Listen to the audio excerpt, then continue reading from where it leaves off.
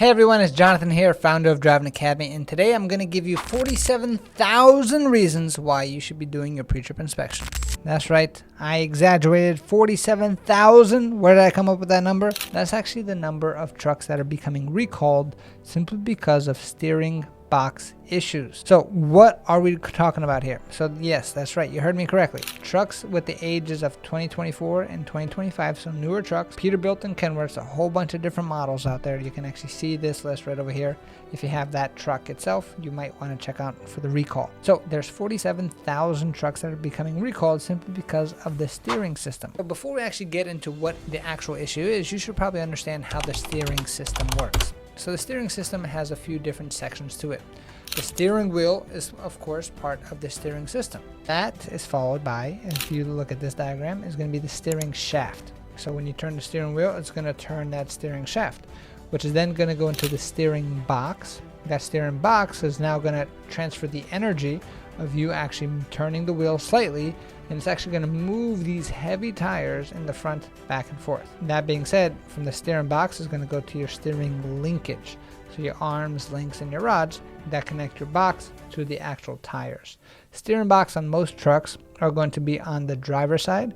Unless you're driving a Mack, then you can probably, like a dump truck, you might have two steering boxes on there, and you might have it on both sides. That being said, the way the system actually works, you turn the steering wheel one way or the other, you can actually see it's going to turn the steering shaft, which is then going to activate the steering box to move the pitman arm and move the drag link to turn the driver's side tire, and then the tie rod that connects the driver's side tire, passenger side tire, is what turns the passenger side tire itself. So what they're actually saying is the issue with the steering system is going to be inside of the steering box itself.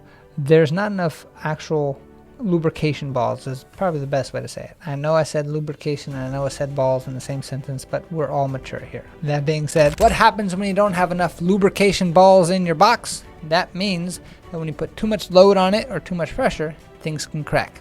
Sounds familiar, gentlemen? I think so too. That being said, so what winds up happening is when the actual lubrication balls inside of the mechanism actually kind of, when you don't have enough, that means there's a lot of space moved over and there's not enough lubrication, which means when you start turning the wheel too hard one way or too hard to the other side, the internal gears that are happening is going to be way too much pressure and things are going to bust. Unfortunately, here at Driving Academy, we have busted quite a few steering boxes ourselves. And where does actual steering boxes get busted from?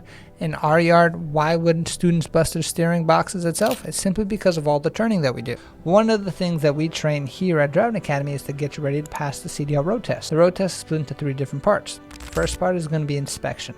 In this, you're going to have to inspect the entire vehicle. One of the things you do have to inspect is going to be the steering box.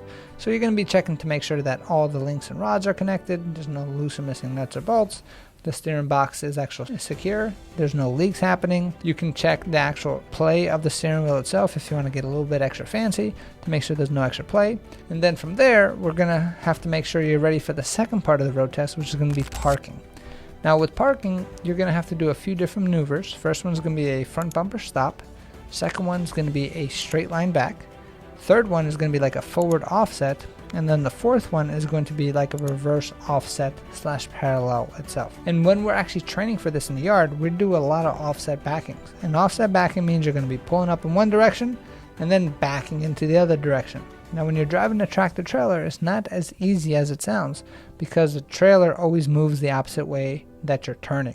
So I know if it's confusing, that's why you should come to the best truck driving school in the country. We can definitely help you out with all that. But you can definitely see the diagram, what offset backing looks like right over here. That being said, what happens with our students? Why do we break our steering boxes? It's simply the same thing that happens here. Our students will turn the wheel all the way to the right as an example, or all the way to the left, and then they're turning and the steering box doesn't go anymore.